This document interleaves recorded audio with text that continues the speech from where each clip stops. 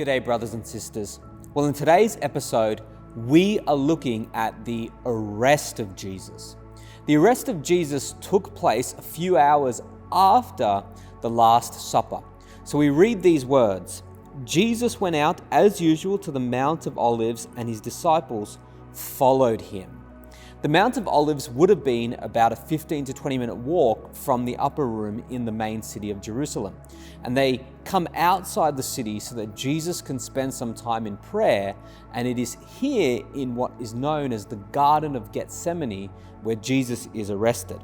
And it says, on reaching the place, he said to them, his disciples, "Pray that you will not fall into temptation." The idea of what Jesus is asking of his disciples here is that they pray that they will be strengthened. Jesus knows that when he is arrested, his disciples are going to flee. And he is asking them to pray that they will be strengthened during this process so that they will not permanently abandon him, but they will come back to him after his death and resurrection and after his passion is over. Of course, Jesus knows they are going to return to him, but this is going to be a period of great testing for his disciples, and the trial will be very difficult for them.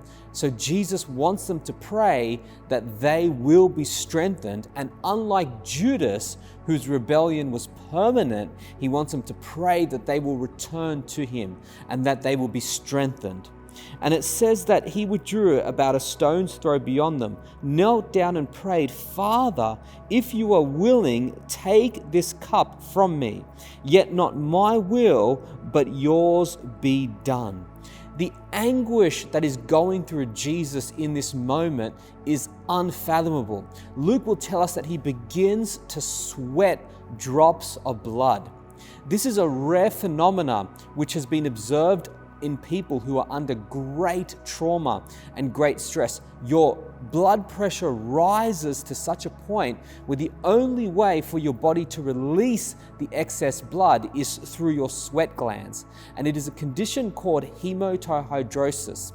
Hematohydrosis occurs when the body must sweat out the excess blood because the pressure and the anxiety and the stress levels are so high that your body is just producing too much blood.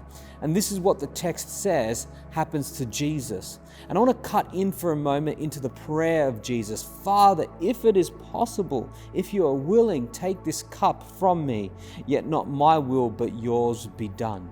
This is a rare moment where Jesus is in a state of desperation. He is aware of the great pain that is about to befall on him. Now, it is important for us to note here, Jesus in this moment is not doubting his messianic mission. He's not trying to get out of going to the cross. Jesus knows full well that the Son of Man must suffer and die to be raised on the third day. He has said that repeatedly, that he is going to the cross to die. This is a moment where Jesus is praying to God that he will be strengthened through this process. He's crying out to God the Father and saying, if this, Father, is the way you have determined through your sovereignty, through your omniscience, through your all-knowing capacity, if this and this alone is the only way for your wrath to be poured out, then he says, not my will, not the flesh that I'm in, where I'm going to experience the pain, but not my will, but yours be done. In this moment, Jesus is demonstrating that his will is in perfect alignment with God. He knows that in his human body, he is, yes, fully God, but also fully man. And in the state of being fully man, he knows the excruciating pain that awaits him. And he knows the suffering and the weight of having the sins of the world upon his shoulders. And in this moment, Jesus is bringing his will into perfect align with the will of the Father. And he's saying, if this, God, is what you have determined, if you have determined that this and only this is the way that sins will be redeemed, if this is the only way that sins can be paid for and humanity can be redeemed, God, then I want your will to be done. It is a powerful prayer by Jesus here. And he refers to this cup of suffering. The cup of suffering was a reference, if you read the Old Testament, especially in the book of Isaiah, the cup of suffering was a metaphor. It was an idiom which referred to judgment. It referred to the idea of God's judgment being poured out. And what Jesus is saying here is he's saying that the cup of wrath is going to be poured out on me, God's wrath for every sin that has ever been committed. The wrath of God will be poured out on Jesus in this moment. And Jesus is acknowledging his preparedness to experience and to take the judgment which is to come. And then we notice that Jesus will have a back and forth interaction with his disciples where he will get up and he will find them asleep. Now, we tend to read these words and we think to ourselves, Jesus seems to be a bit harsh. I mean, his disciples are obviously tired.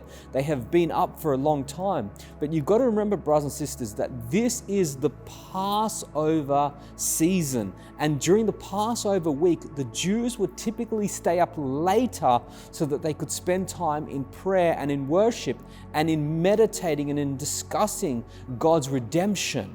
So even though the disciples are tired, they would have been used to staying up late during the Passover season, and Jesus rebukes them for their failure to do that. You see, the Passover was the time when God had liberated his people. He had redeemed them from the bondage of slavery and servitude in Egypt. And every year they would recall God's redemption at this time. Just like every year at Good Friday, we remember the good things that God has done for us. And we remember the sacrifice of Jesus at the cross to bring us redemption. We remember how God has brought us out of slavery to sin, and into redemption and into victorious living. And this was the call for the disciples to remember. And yet they fall asleep during this most important time when Jesus instructed them to pray that they would not give up when they are tested. And then it goes on to say that while he was speaking to them, a great crowd came up, and the man who was called Judas, one of the 12, was leading them. He approached Jesus to kiss him, but Jesus asked him, "Judas, are you betraying the Son of Man with a kiss?" You often used a kiss as a greeting in the ancient world, much like today, as a symbol of affection for a loved one, for a family member, for a very close friend. And rabbis would often be greeted by their disciples with a kiss as a way of esteeming them, as a way of honoring them. And Jesus is saying to Judas here, are you really going to betray me with an act which is supposed to honor me? As a rabbi, I am due honor, I am due your respect. And are you really going to betray me with this gesture which is supposed to symbol your warmth and your love for me and your respect and adoration for me? And that's what Jesus is saying to him. I mentioned in the last episode that as a disciple, Judas is committing the worst of betrayal here. In the ancient world, you respected and you loved your rabbi more than your own father. So the way that Judas is behaving here is scandalous. And Judas's rebellion is a picture of our rebellion and our rejection of God, and the invitation we have to return to God in repentance. And then the text goes on to say that when Jesus' followers saw what was going to happen, they said, "Lord, should we strike with our swords?" And then one of them struck the servant of the high priest, cutting off his right ear. So in this context, what happens is this is late at night, and the religious teachers, who you recall in the last episode, were looking for a way to arrest Jesus. But unfortunately, because Jesus was held in such public high esteem amongst the general populace, they couldn't arrest him during the day lest they risk a rebellion taking place. And at night, they didn't have a way of knowing where exactly he was staying. So what they did was they enlisted the services of Judas to make this arrest possible. And the high priest had a dispatch of temple guards at his disposal. And it is these temple guards who he sends out to arrest Jesus. And in the commotion of the arrest taking place, this wouldn't have been a nice arrest. It's not like today where police have to wear body cameras, and if they go over the line in the way that they arrest somebody forcibly, they themselves can get into serious trouble. No, in these days, when you wanted to arrest somebody, the soldiers could beat them up, they could belt them with clubs, they could do whatever they wanted, they could roughhouse them if they wanted to. So this would not have been a pretty sight. And in the process, in the commotion, one of Jesus' servants, who we are told in John's Gospel is Peter, pulls out his sword and cuts off the ear, severs the ear of one of these guards who have come to arrest Jesus, one of the servants of the high priest. This would have been a very, very serious thing that Peter did. And Luke, in fact, doesn't even name Peter, and there's good reason why he probably doesn't name Peter.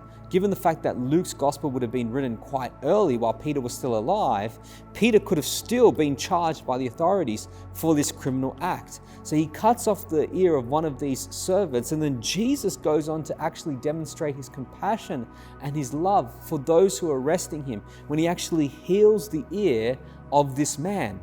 Now we may be wondering, why does Peter have a sword? But we've got to remember that Peter was a fisherman, and he would have carried around a dagger so that he could use it to repair his nets, so he could use it when he was cutting into fish, and he could use it just in his daily life. Most people did carry around a sword as a kind of utensil in this day. And Jesus will rebuke Peter for this action. He will say to Peter, "Those who live by the sword die by the sword." And in the process of Jesus being arrested, he says these words, "Am I leading a rebellion that you have come with swords and clubs? Every day I was with you in the temple courts, and you did not lay a hand on me. But this is your hour when darkness reigns." The words that Jesus uses, "Am I leading a rebellion?" that's kind of softened a little bit in our modern English text. In the original Greek, the sense of the word is, am I leading an insurrection? Am I leading a militia? Am I trying to overthrow the Romans? Am I trying to overthrow everything and everybody, the entire religious institution? Am I trying to elevate myself here to becoming an earthly ruler? The kind of way that they're treating Jesus in the way that they've come to arrest him is they're treating him like a terrorist, an ancient terrorist. That is the sense of what is happening here. And in this moment, Luke doesn't go into this information. We get this information from the other Gospels. It says that the disciples flee at this time. In this day, the Romans did not look very kindly on people who they deemed to be causing problems, to that people that they deemed were disrupting the peace, trying to lead rebellions or revolts. Now, even though Jesus wasn't doing such a thing, you could imagine the hysteria that was around his ministry. It would have been very, very easy for the religious authorities to convince Pilate that he was trying to do that. So for Jesus' disciples, they would have fled because they would have feared the fate that fell on Jesus could also potentially fall on them. The Romans often went out there and decimated the followers of the revolt leaders. So the disciples are fearful here. And we're told in one of the other Gospels, a passage from the book of Zechariah is quoted. Zechariah chapter 13, "Strike the shepherd and the sheep will scatter." And what the other gospel authors are telling us in this moment is, in the context of Zechariah 13, God is talking to his people about how their faith gets tested, how their faith is tested. When a shepherd is struck, the sheep inevitably scatter because they fear the threat coming upon them. And he is saying in the book of Zechariah, will my people honor me even when they are tested most? And that's kind of what we're left with when it comes to the disciples here. The shepherd has been struck and the sheep have scattered out of fear. Will they ultimately stay loyal to Christ, or will the fear overtake them, and will they leave him never to return? That is the tantalizing question that we're left with upon this moment in Jesus' life. Now, we know the disciples come back, but upon reading this is the tantalizing question we're left with. When their faith has been tested, when their loyalty to Christ has been tested, will they come back? And we get a little example of this in Peter's story, because we know after this, Jesus is taken to the house of the high priest. Now, the high priest lived in a big villa, and everybody knew where the high priest lived. It was the big mansion in Jerusalem. Now, in Jesus' day, the big houses had a pretty big courtyard where the servants would gather at the end of the day. And that's where Peter follows Jesus from a distance. He follows, and eventually he winds up at the house of the high priest while Jesus is inside being interrogated. Now, from the outside courtyard, it would have been possible, depending on which part of the house Jesus was being questioned in, it would have been possible for Peter to be able to see inside. And we know that he is able to see inside because there'll be a moment where Jesus and Peter's eyes will lock in. During the Last Supper, Jesus said to his disciples, he predicted that his disciples were going to abandon him. And Peter basically stuck out his chest. We know that Peter is a bit of a hothead. He basically sticks out his chest and says, I will never, never, never abandon you. And Jesus predicts that 3 times Peter will deny him. And that's what happens here. On the first occasion, a servant girl comes, Peter is seated by the fire, and says, this man was with him. This man was with him. Remember, the ministry of Jesus was public. Jesus was teaching every single day in the temple courts. Everybody knew who Jesus was, and they would have gained a pretty decent idea as to who his followers were because they would have been able to see them. They would have seen them day after day. And remember, Peter wasn't an employee of the high priest. He wasn't a worker or a servant of the high priest. And all the servants would have been gathered in that courtyard. So it would have been pretty obvious that Peter doesn't belong to the household of the high priest. And Jesus denies it. He says, woman, I don't know him. On the second occasion, it says someone else saw him. He says, you are one of them. Man, I am not, Peter replied. Our modern English does disguise this a little bit, but Peter's anger and his repudiation is forceful. His blood is starting to boil at these accusations. And then it goes on to say, about an hour later, another asserted, certainly this man was with them, for he is a Galilean.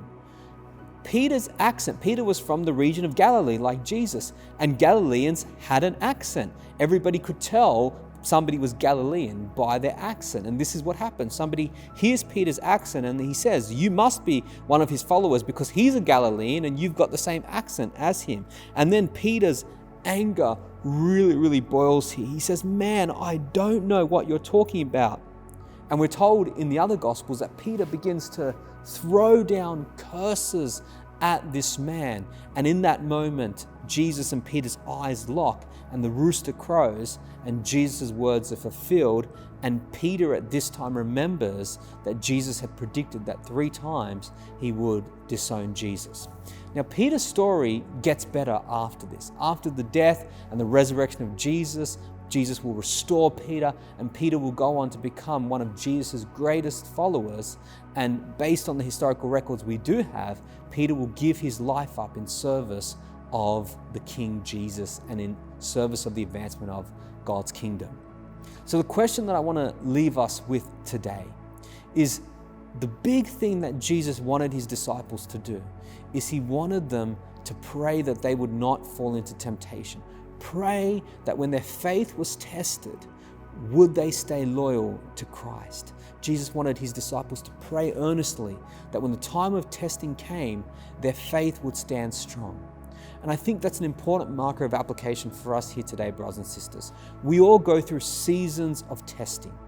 Yes, our testing may not be as severe as Peter was.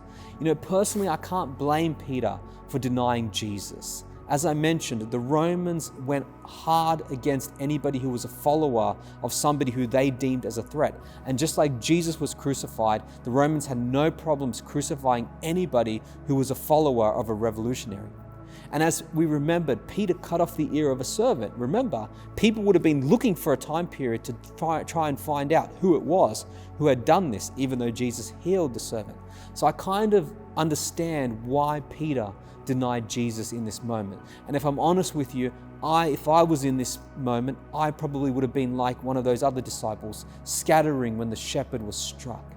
But the challenge to us is, do we stay loyal to Jesus during seasons of trial? Do we stay loyal to Jesus when times are tough? And I'm not just talking about the everyday difficulties of life. I'm talking about when persecution comes, when the world is against us, when the world opposes us. Or do we just fall into line so that we can be popular, so that persecution or oppression doesn't come our way? That's what it means to be a true disciple of Jesus. That's what it means to stay loyal to Christ when our faith is tested. I'll leave you with that tantalizing question, brothers and sisters, and it's an idea for you to ponder and reflect in your own life what that means for you. God bless you, brothers and sisters, and we'll see you next episode.